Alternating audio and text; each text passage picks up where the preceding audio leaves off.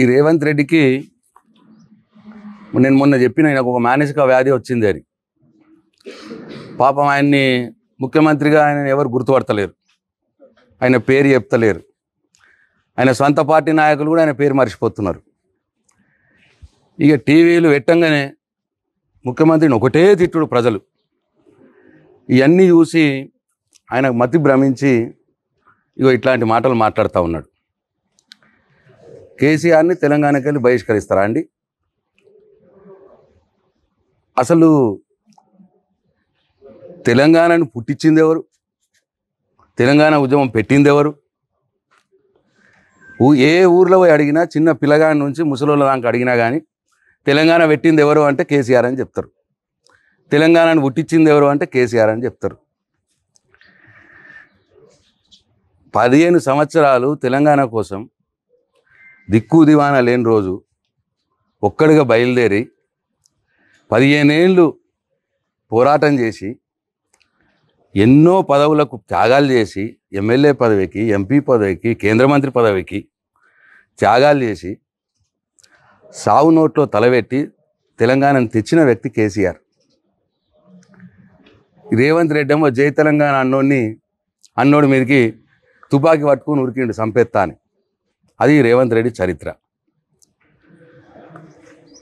అసలు కేసీఆర్ తెలంగాణ రాష్ట్రం తేకపోతే ఎక్కడిదండి తెలంగాణ రాష్ట్రం? కేసీఆర్ అంటోడే లేకపోతే తెలంగాణ రాష్ట్రం అవునా? తెలంగాణ రాష్ట్రం కాకపోతే అసలు ఈయన ముఖ్యమంత్రి అవునా? ఇప్పుడు కేసీఆర్ పోరాటం, కేసీఆర్ పుట్టించిండు, కేసీఆర్ తెచ్చిన తెలంగాణ రాష్ట్రంలో కాబట్టే ఈయన ఇవాళ తెలంగాణ రాష్ట్రానికి ముఖ్యమంత్రి అయ్యిండు. ఒకవేళ కేసీఆర్ అంటూడే లేకపోతే ఈ రేవంత్ రెడ్డి ఇగో ఇప్పటిదాకా కూడా ఆంధ్రోళ్ళ మోచేతికి నీళ్లు దాక్కుంటా బానిస బతుకుతుండే.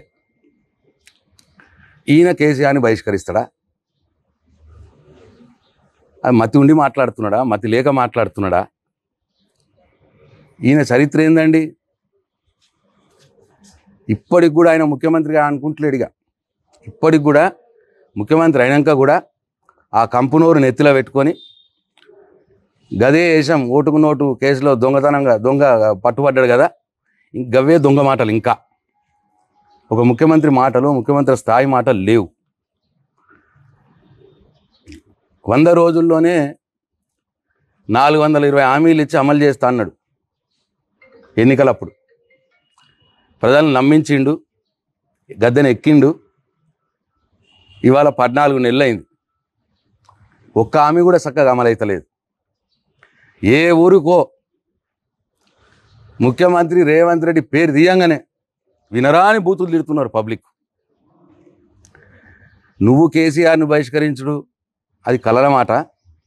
నీకు తొందరలోనే ఇదే తెలంగాణ ప్రజలు, నువ్వు ఎట్లయితే మోసం చేసినావో ఈ తెలంగాణ ప్రజల్ని, దానికి ప్రతీకారంగా నిన్ను ప్రజలే బహిష్కరిస్తారు. ఇక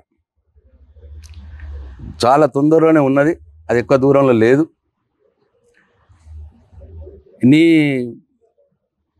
నీ యొక్క ఘనకీర్తి దేశంలో కూడా వాకింది. ఢిల్లీకి పోతే ఢిల్లీలో డమాల్, కర్ణాటకకు పోతే కర్ణాటకలో డమాల్ కాంగ్రెస్. నువ్వు ఏడికి పోతాడ కాంగ్రెస్ డమాల్. ఇదంతా చూసి నిన్ను కాంగ్రెస్ పార్టీ బహిష్కరిస్తుంది, పార్టీలకు వెళ్ళి బహిష్కరిస్తుంది. ఈ దేశ ప్రజలు కూడా నిన్ను బహిష్కరిస్తారు ఈ దేశం నుండి. కాబట్టి నోరు అదుపులో పెట్టుకొని మాట్లాడాలి. ఒక ముఖ్యమంత్రి స్థాయిగా మాట్లాడు. నువ్వు ఇచ్చిన హామీలు నెరవేర్చే పనిలో ఉండు. అంతే తప్ప ఇష్టం వచ్చినట్టు మాట్లాడితే తెలంగాణ ప్రజలు నిన్ను తొందరలోనే బహిష్కరించే దినం తొందరలోనే ఉన్నది అని చెప్పి నేను ఆయనకు హెచ్చరిస్తూ ఉన్నా. అట్లనే కులగణన మీద మాట్లాడుతుంది. ఏడే ఇష్టం నువ్వు కులగణన? అసలు ఎవరు పాల్గొన్నారా కులగణనల? నువ్వే అన్నావు ఆ రోజు కేసీఆర్ ఎస్కేఎస్ సమగ్ర కుటుంబ సర్వే చేసేటప్పుడు. ఏమన్నా కేసీఆర్కి ఏమన్నా తలకాయ, మెడ మీద తలకాయ ఉన్నదా? వ్యక్తిగత వివరాలు అడుగుతారా? ఎన్ని రూమ్లు ఇల్లు ఉన్నదని అడుగుతావా? ఏ రూమ్లో వండుకుంటామని అడుగుతావా అని ఏవో మాటలు మాట్లాడినావు అప్పుడు. మరి ఇప్పుడు నువ్వేం చేసినావు? నీ కులగణన సర్వేలో గొర్రున్నదా బర్రున్నదా ఇవి అడగలేదా? ఈ గొర్రున్నదా బర్రున్నదా అని అడుగుతామనే ప్రజలు నీ కులగణన సర్వేలో పాల్గొనలే. 30% మంది ప్రజలు కూడా పాల్గొనలే నీ కులగణన సర్వేలో.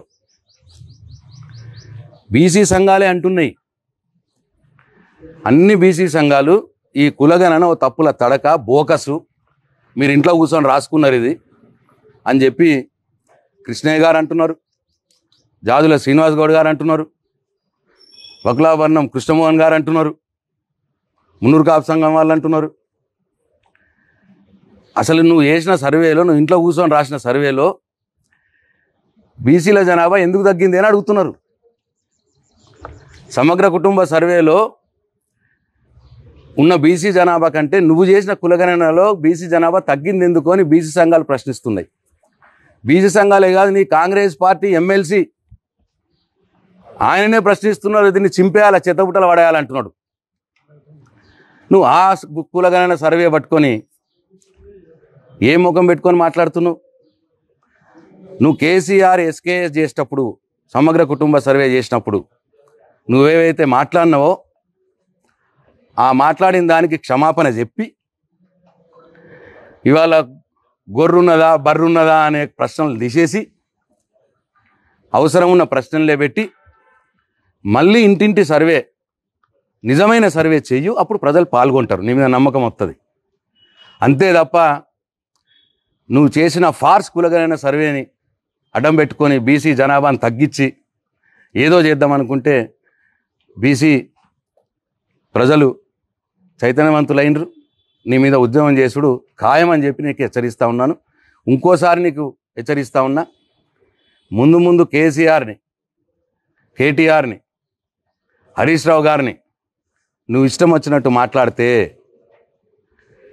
నిన్ను ప్రజలు తరిమి తరిమి కొట్టి బహిష్కరిస్తారు అని చెప్పి నీకు హెచ్చరిస్తూ ఉన్నాను.